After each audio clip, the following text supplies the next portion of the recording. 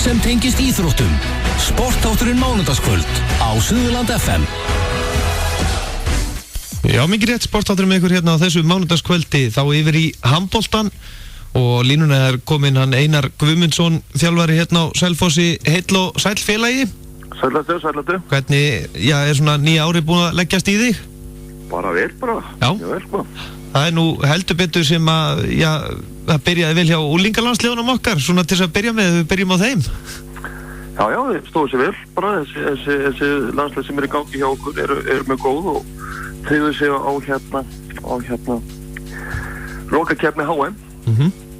Þannig að við erum að fara bæði með 19 ára landsliðið á HM í Georgíu sumar og við erum að fara með 21 ára landsliðið til Alsír næsta sumar líka. Og það mikið talað þetta 21 árs landslið að þetta sé eitt af besta í heiminum með þeim.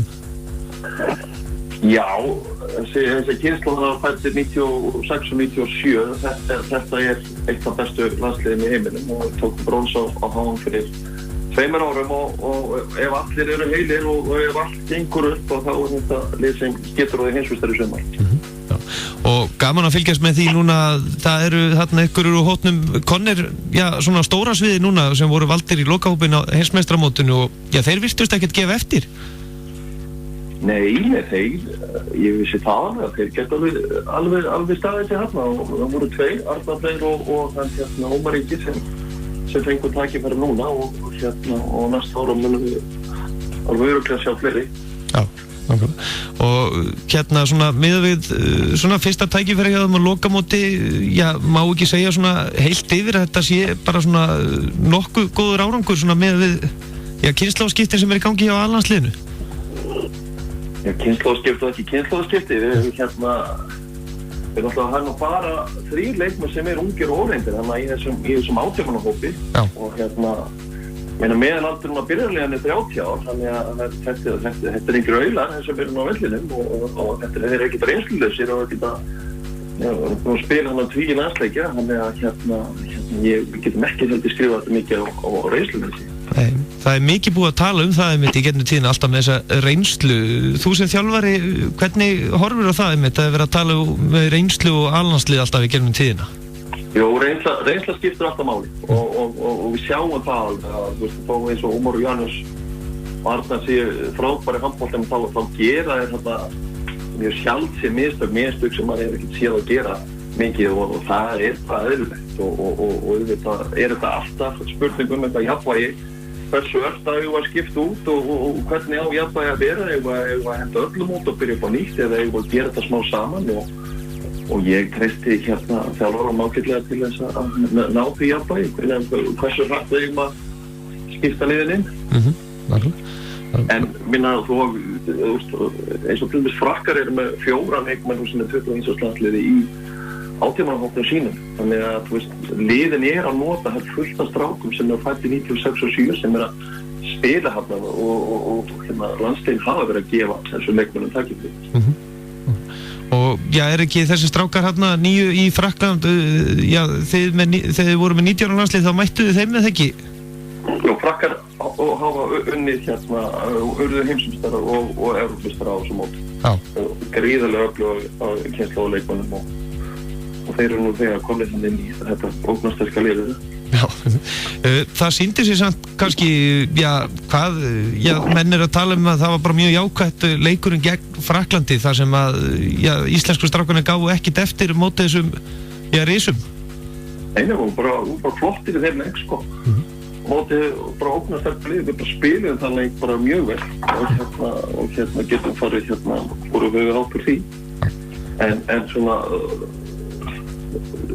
leikurinn sem við áttum að vinna var slóðunarleikur og það var leikur sem við hentum frá okkur við gátum komst við vorum yfir 28 þegar við fórum dauða færi og brenna mat og ég vil meina að við hefum unnið þann leik og þá hefðum við getað náð öðru sett á þessum móti og þá hefðum við getað fengið auðvitað anstæðing og sjáum við svo Slóvenía núna þeir að fara að spila við Katar á Slóvenía sem við áttum að vinna hugsanlega fyrir 8.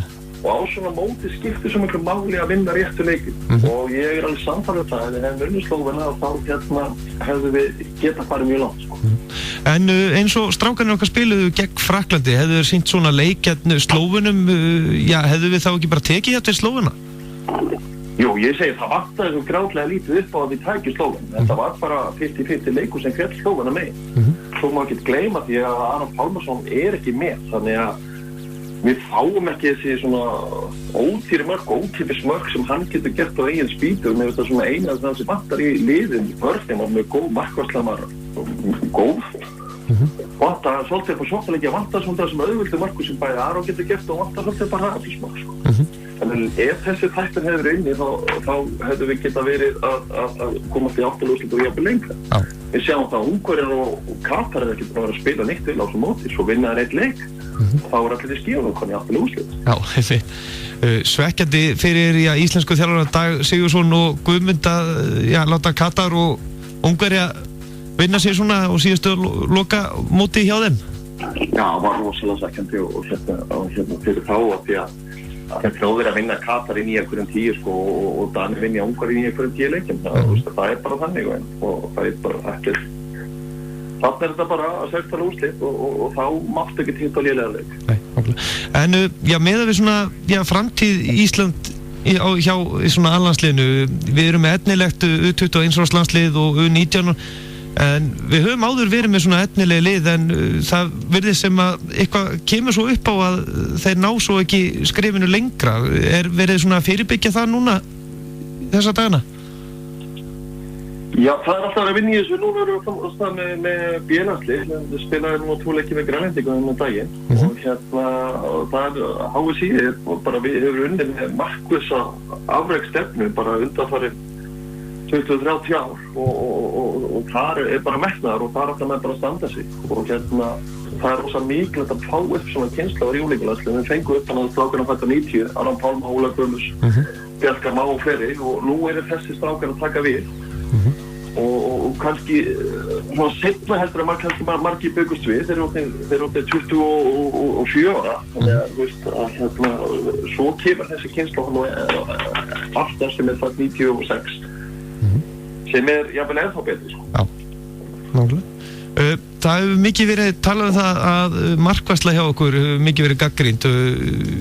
Vantar eitthvað upp á markmannsþjálfun eða varnarþjálfun á Íslandi? Nei, alls ekki og við HSI og Dennissunni mjög markvist í markmannsæfingum og það stöður fyrir að leita eflegu markverðum erum að fá eitt rosalega markverði fætta 95, 96 og eitt sem fættur 2000 sem eitthvað mest markmannsefni sem hefur komið fram á Íslandi. Okay. Það aldrei Lanti Hansson og Hallgeir Jónasson að finna þetta leikmann Selfoss og það að koma fullt og góða markmann. Aron Rapp hefur nú lengi verið efnilegur og annað en kannski fyrst og fremst þá var þetta gott fyrir okkur að sjá markmann sem spilaði stærra liði. Þeir eru ekki að spila í stóru liðum í Þýskalandi eða það væri svona munið fyrir okkur. En Björgvin og Aron Rapp fannst með standa sig mjög vel á þessum móti. En hvað myndur segja, þetta náttúrulega svolítið verkefni að halda okkur meðal 8 bestu þjóða í heiminum. Hvað heldur þetta sé langt verkefni sem það náttúrulega alltaf ganga upp eða ekki?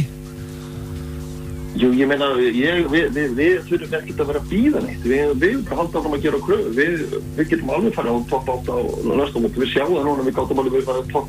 Ef allt hefur gengið upp, þá hefur við komast til topp 8 núna. Án Arons Pálmarsson. Já. Þannig að við hefum ekkert að vera slagur einum kröfum og ég veit að strákarnir alltaf geta slagur einum kröfum og þjálfarnir að hafa sín, menn alltaf bara að standa sig og menn veit á það líka, það getur alltaf búið til begge von. Við hefum ekkert að vera hræddir við þetta. En þú ert búin að fylgjast náttúrulega með handboltan og spila sjálfur og hérna á Selfossi. Sástu þetta fyrir þér þegar þú varst að byrja í þjálfun hérna að við myndum eignast svona marga landsliðsmenn og svona, við erum búin að eiga náttúrulega yngri landsliðsmenn í gennum tíðina en nú erum maður búin að sjá, hvað voru 3 núna í lokahópnum frá Selfossi, eða sem eru búin að vera í Selfoss? Já, við ákváðum það bara í kringum aldamótin síðust, frá byrja á réttum enda. og við fórum bara í rosalega vinnu með yngri flokkana og við höfum haldið því rosalega dýrt þar sem við leggjum bara rosalega áherslu á yngri flokka og yngstu krakkana setja best mentuð og bestu þjálfarar þangað. Og við höfum bara verið í fremstu röð núna síðustu 10-15 ár. Við hefum Selfossur í fremstu röð með alla, en það kemur okkur alltaf upp fullt af leikmannum út af því. En við höfum kannski gert öðru þessi mörgur og við leggjum rosalega áherslu á yngri. En svo vandamál að reyna að halda þeim hérna. Já, nákvæmlega. En Selfoss náttúrulega komin í deild þeirra bestu og ný, það kannski hjálpa til að halda strákunum núna heima fyrir? Já, klárlega. Þannig að nú eigum við bara orðið alvöru líkt og nú bara að byggja í kring þetta og það að koma þennan kynslóður að leikmann hérna á Selfossi sem við svo bara taka við. Við erum í efsta sæti í 4. flokki kalla, 5. flokki kalla og 7. flokki kalla. Við erum með eitthvað 3 eftir lið í 4. flokki. Já. Og þeir bíða bara rauðum. Já, og meðalaldur meistaraflokksliðsins, hann nú ekki hár. Nei, hann ekki með hár, en það náttúrulega í hjá mörgum liðum. En núna eru þeir þannig að núna fættir 97-8 sem svolítið að bera þetta uppi. Já. Einar Sverrir fættur 92, bara gamli maðurinn hann. Já, nákvæmlega, einmitt. Þannig